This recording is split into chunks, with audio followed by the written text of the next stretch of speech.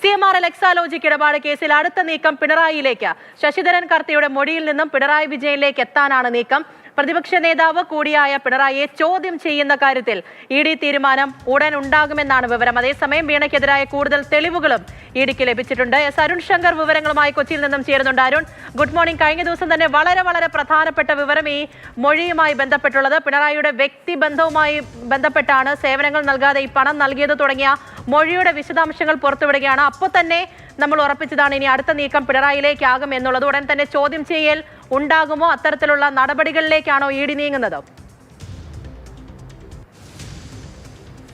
തീർച്ചയായിട്ടും അത്തരം നടപടികളിലേക്കാണ് ED നീങ്ങുന്നത് എന്നുള്ളതാണ് ലഭിക്കുന്ന സൂചന. കാരണം പിണറായിക്കെതിരെ ശക്തമായ ഒരു മൊഴിയുണ്ട്. അതായത് പിണറായിയുമായുള്ള വ്യക്തിബന്ധത്തിന്റെ പേരിലാണ് മകൾ വീണ ടിക്ക് പണം നൽകിയതെന്ന് ശശിധരൻ കർത്ത EDക്ക് മൊഴി നൽകിയിരുന്നു. ഈ മൊഴിയുടെ അടിസ്ഥാനത്തിൽ പിണറായിയെ ചോദ്യം ചെയ്യാനുള്ള നീക്കമാണ് ED നടത്തുന്നത്. ഇതുമായി ബന്ധപ്പെട്ടിട്ടുള്ള അനുമതികൾ ഉന്നതരിൽ നിന്നുള്ള അനുമതി വാങ്ങിയ ശേഷം പിണറായിയെ ചോദ്യം ചെയ്യുമെന്നുള്ളതാണ് EDയുമായി ബന്ധപ്പെട്ടുള്ള വൃത്തങ്ങൾ പറയുന്നത്. കാരണം ഇല്ലാത്ത സേവനത്തിനാണ് വീണയ്ക്ക് CMRL പണം നൽകിയത് എന്നുള്ളത് നേരത്തെ തന്നെ എൻഫോഴ്സ്മെന്റ് ഡയറക്ടറേറ്റ് കണ്ടെത്തിയിരുന്നു. ഇന്ററിം സെറ്റിൽമെന്റ് ബോർഡിന്റെ കണ്ടെത്തലിന്റെ അടിസ്ഥാനത്തിലാണ് ഇത് സംബന്ധിച്ചുള്ള അന്വേഷണം ED നടത്തിയത്.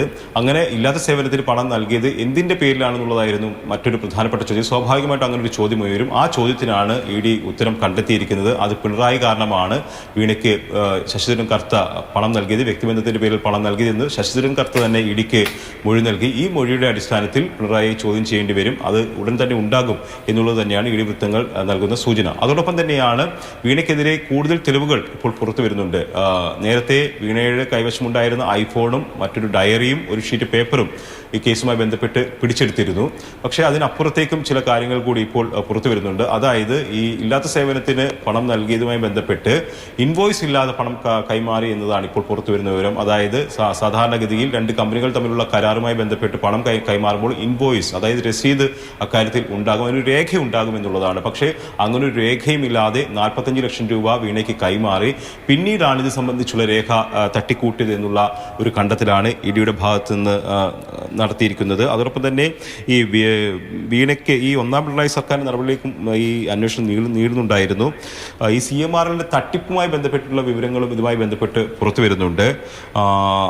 ചരക്കു നീക്കത്തിന്റെ ചെലവെന്ന പേരിൽ ട്രാൻസ്പോർട്ടർമാരുടെ അക്കൗണ്ടിലേക്ക് CMRL പണം കൈമാറും. പക്ഷേ അത് അവർ തന്നെ തിരിച്ച് അതെടുത്ത് CMRL ഉന്നതർക്ക് കൈമാറും. അങ്ങനെ ഈ ട്രാൻസ്പോർട്ടർമാർക്ക് ഈ ഇടപാടിൽ 7% കമ്മീഷൻ കിട്ടിയിരുന്നു എന്നുള്ളതാണ് കണ്ടെത്തുന്നത്. അതായത് അടിമുടി സാമ്പത്തിക ക്രമക്കേടുകൾ അല്ലെങ്കിൽ ദുരുപയോഗം നടന്നിട്ടുള്ളതാണ് ഈ ഇടപാടുകൾ എന്നുള്ളതാണ്, CMRL ബന്ധപ്പെട്ട ഇടപാടുകൾ എന്നുള്ളതാണ് EDയുടെ കണ്ടെത്തൽ. അതിലേറ്റവും പ്രധാനം അന്ന് മുഖ്യമന്ത്രിയായിരുന്ന പിണറായി വിജയന്റെ മകൾക്ക് നൽകിയ ഇല്ലാത്ത സേവനത്തിനുള്ള പ്രതിഫലമായിരുന്നു. ആ പ്രതിഫലത്തിന് പിന്നിൽ ആ പ്രതിഫലം നൽകിയതിന് പിന്നിലെ കാരണക്കാരൻ പിണറായി എന്നുള്ളതായിരുന്നു EDയുടെ കണ്ടെത്തൽ. ആ കണ്ടെത്തലിന്റെ അടിസ്ഥാനത്തിൽ നിലവിലെ പ്രതിപക്ഷ നേതാവായ പ്രധാനപ്പെട്ട കുറെ കാര്യങ്ങളിൽ ED ഒന്നുകൂടി വ്യക്തത വരുത്തുകയാണ് എന്ന് പറയണം. പ്രത്യേകിച്ച് കഴിഞ്ഞ ദിവസം വന്ന മൊഴിയുടെ ആധികാരികത, അതിൽ പിണറായിയിലേക്ക് ചോദ്യം ചെയ്യുന്നു എന്നുള്ളത്, അതിന് കൃത്യമായിട്ടുള്ള കാരണങ്ങൾ, തെളിവുകൾ ഉൾപ്പെടെ കണ്ടെത്തണം. രണ്ട് ഇടപാടുമായി ബന്ധപ്പെട്ട് ഇത്രയും കാലം സേവനം നൽകിയിട്ടുണ്ട്, അതിനാണ് പണം കൈപ്പറ്റിയത് എന്നായിരുന്നല്ലോ പറഞ്ഞത്. അതായത് വ്യാജ ഇൻവോയ്സ്, സേവനം നൽകിയിട്ടുണ്ട് എന്ന് അറിയാൻ വേണ്ടിയിട്ട് വ്യാജ ചിലവ്, അതിന്റെ ബില്ല് ഉൾപ്പെടെയുള്ള കാര്യങ്ങൾ തമ്മിലുള്ള ആ ഒരു ഇടപാട് കൃത്യമായി ഇവിടെ ഉണ്ടായിട്ടുണ്ട് എന്ന് EDക്ക് പൂർണ്ണമായും ബോധ്യമായിട്ടുണ്ട്. അതിന്റെ പ്രധാനപ്പെട്ട തെളിവുകൾ കയ്യിലുണ്ട് എന്ന് തന്നെയാണോ മനസ്സിലാക്കേണ്ടത്? തീർച്ചയായിട്ടും ഇതിന്റെ ഏറ്റവും അടിസ്ഥാന രേഖ എന്ന് പറയുന്നത് ആദായ നികുതി വകുപ്പിന്റെ ഇന്ററിം സെറ്റിൽമെന്റ് ബോർഡിന്റെ കണ്ടെത്തലാണ്. അവരുടെ റിപ്പോർട്ടാണ് ഈ കേസിന്റെ അടിസ്ഥാന രേഖ എന്നുള്ളത്.